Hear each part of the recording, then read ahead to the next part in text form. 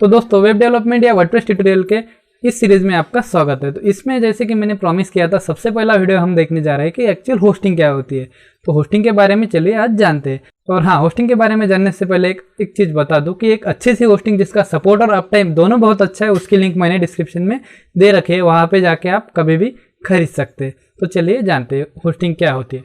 Hosting जानने से पहले तो एक हमें जानना पड़ेगा कि होस्टिंग का काम क्या होता है। बट फ्रेंड्स, उससे पहले अगर आपको होस्टिंग लेना है और उसके ऊपर कूपन चाहिए या फिर एकदम सस्ता 75-78 रुपीज़ में अगर अच्छा सा डोमेन चाहिए, तो आप ये वेबसाइट offertea.in यहाँ पे विजिट कर सकते हैं।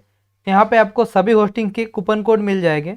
होस्टिंग का काम ऐसे होता है, समझे एक वेबसाइट पे अगर आप जाते हैं तो वहाँ पे हमें क्या दिखता है, हमें दिखता है कोडिंग और कुछ पिक्चर्स और कुछ वीडियोज़। तो ये जो चीज़ें होती है, तो ये चीज़ें जब भी हम देखते हैं तो इसके लिए लगता है एक स्टोरिंग के लिए स्टोरेज।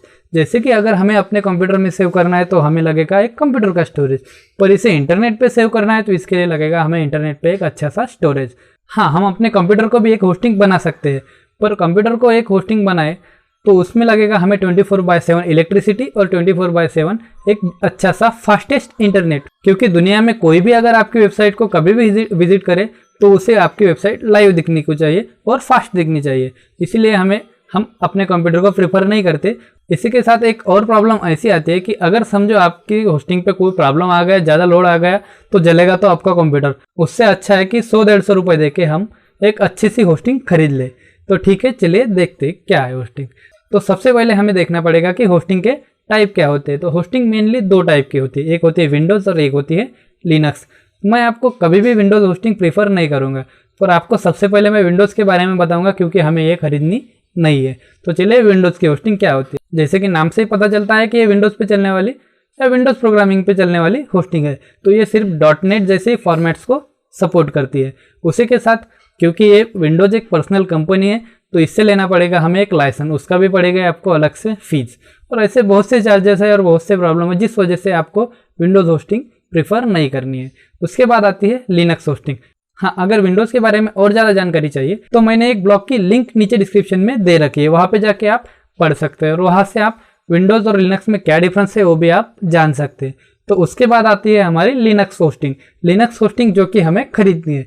लिनक्स होस्टिंग जैसे कि नाम से ही पता है कि लिनक्स एक ओपन सोर्स है, यहाँ पे आपको किसी भी चीज़ का लाइसेंस नहीं लेना पड़ता। उसी के साथ लिनक्स होस्टिंग में आप हर तरह का फॉर्मेट, मतलब चाहे एक वर्डप्रेस हो, HTML हो या किसी भी टाइप की वेबसाइट हो आपकी, यहाँ पे आप होस्ट कर सकते हैं और एक अच्छे से होस्ट कर सकते हैं और इसके प्राइजेस भी बहुत कम होते हैं। तो चलिए, ये तो हो गए मेन दो टाइप, विंडोज़ और लिनक्स। अभी दोनों ही वेबसाइट में आपको सब टाइप आते हैं। वो आते हैं एक डेडिकेटेड होस्टिंग, एक VPS क्लाउड होस्टिंग और उसके बाद आती है शेयर्ड होस्टिंग। तो चलिए हम सबसे पहले शुरू करते हैं डेडिकेटेड के, जो कि सबसे बेस्ट है। डेडिकेटेड से शुरू करके हम जाएंगे सबसे नीचे तक, वो आएगी हमारी शेयर्ड होस्टिंग।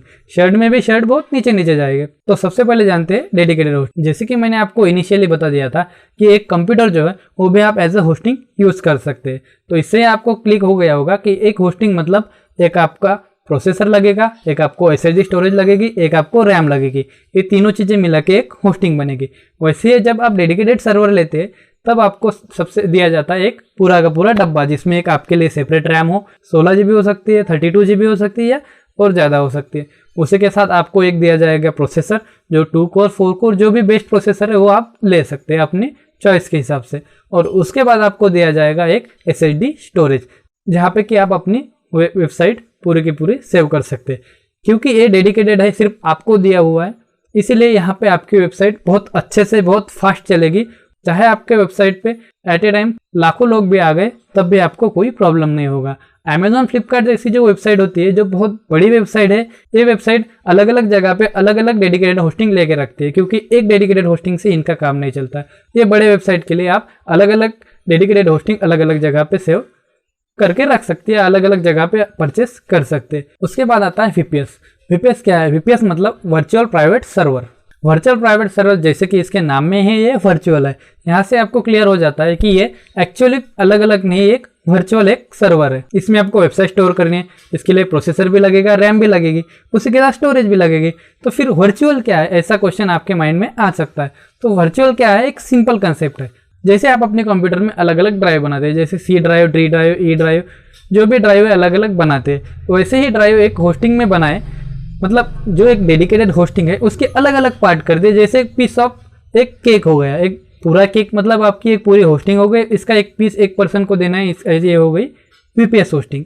तो ये VPS होस्टिंग आपको पूरे के पूरे जो भी एक डेडिकेटेड है उसमें से एक पार्ट निकल के देते हैं, जिसमें आपको रैम का एक पार्ट आएगा, मतलब जो टोटल रैम है उसकी एक छोटा सा समझो 16 GB है तो उसमें से आपको 1 GB 2 GB आ सकती है। उसी के साथ आपको जो प्रोसेसर है वो भी डिवाइड होगा, आपकी SSD भी डिवाइड होगी। तो ये हो गया आपकी VPS होस्टिंग। तो उसके बाद आएगी आपकी क्लाउड होस्टिंग। तो अभी आपके दिमाग में क्वेश्चन आ सकता है क्लाउड होस्टिंग क्या है, तो वही बताने के लिए मैं यहाँ पे खड़ा हूँ। तो चलिए देखते हैं क्लाउड होस्टिंग क्या है। क्लाउड होस्टिंग कुछ अलग नहीं, ये भी एक VPS होस्टिंग है, पर इससे आप VPS का एक अपग्रेडेड वर्जन समझ सकते हैं। क्योंकि जब भी कोई विजिटर आपके वेबसाइट पे विजिट करता है और वहाँ पे एक रिक्वेस्ट देता है, मतलब जैसे कि एक पेज ओपन होने की रिक्वेस्ट डालता है, तो वो वाली रिक्वेस्ट आपकी जाएगी जहाँ पे आपका सर्वर है, जहाँ पे का सर्वर है वहाँ तक वो रिक्वेस्ट ट्रैवल करेगी, फिर वहाँ से वापस आएगी और अपने जो आपका विजिटर है उसे सर्व करेगी। पर एक्चुअली हमें इतनी लंबी प्रोसेस में बहुत सा टाइम कंज्यूम हो जाता है और आपकी वेबसाइट स्लो हो जाती है। तो इसीलिए एक नया कंसेप्ट आया, वो है क्लाउड होस्टिंग। क्लाउड होस्टिंग में क्या है, कंसेप्ट सिंपल है। ये जो VPS है, ये जो एक VPS वहाँ पे जहाँ पे आपका सर्वर था वहाँ पे सेव था, वहाँ पे ना रखते हुए पूरी दुनिया में अलग अलग जगह पे छोटे छोटे उन्होंने अपने एक सर्वर बनाए रखे हैं। तो इसमें आपका क्या फ़ायदा है, तो जब भी कोई विजिटर आपके यहाँ वेबसाइट पे विजिट करेगा तो जो भी उसका नियरेस्ट सर्वर है वहाँ तक उसकी रिक्वेस्ट जाएगी और उसे जल्दी से अपना फीडबैक मिल जाएगा और यहाँ से आपकी वेबसाइट हो जाएगी फास्ट। और इसमें दूसरा भी आपका एक प्रॉफिट है, वो क्या होता है, जब भी अगर किसी वजह से, जैसे कि मैंने आपको बताया कि एक डेडिकेटेड सर्वर पे अगर VPS दे तो अलग अलग VPS होस्ट होते हैं।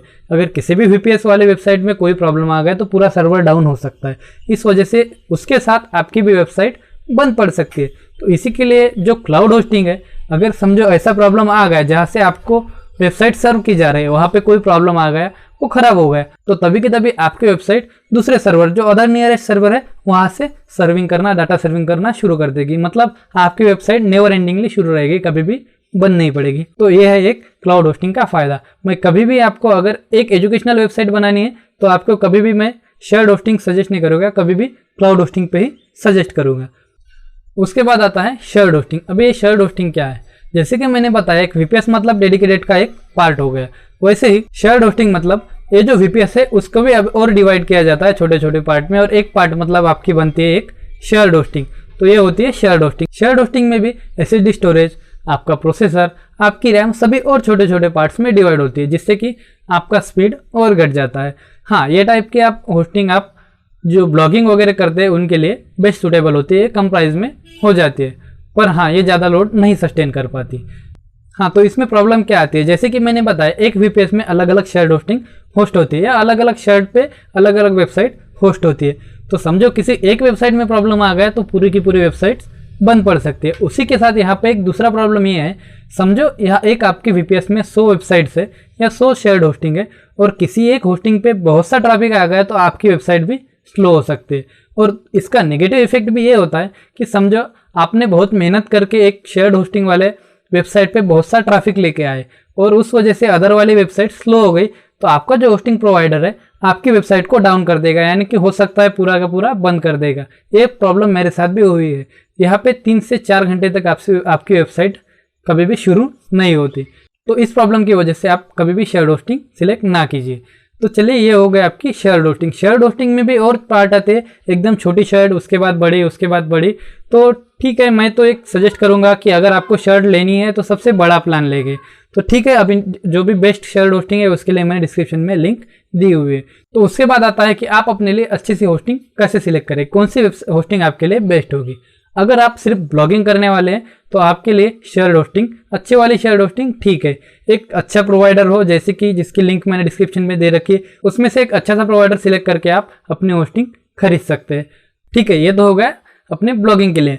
उसके बाद आते हैं एजुकेशनल वेबसाइट। एजुकेशनल वेबसाइट बताने से पहले मैं आपको एक बता दूं कि हम आगे पढ़ने वाले हैं कि अगर हमारी स्लो वेबसाइट है तो उसे फास्ट करने के लिए हम कैसे प्लगइन्स यूज़ करते हैं। पर एजुकेशनल वेबसाइट में क्योंकि आपकी क्विज होती है, आपके बहुत सी चीज़ें होती है, उस वजह से कैशे प्लगइन्स काम नहीं करते।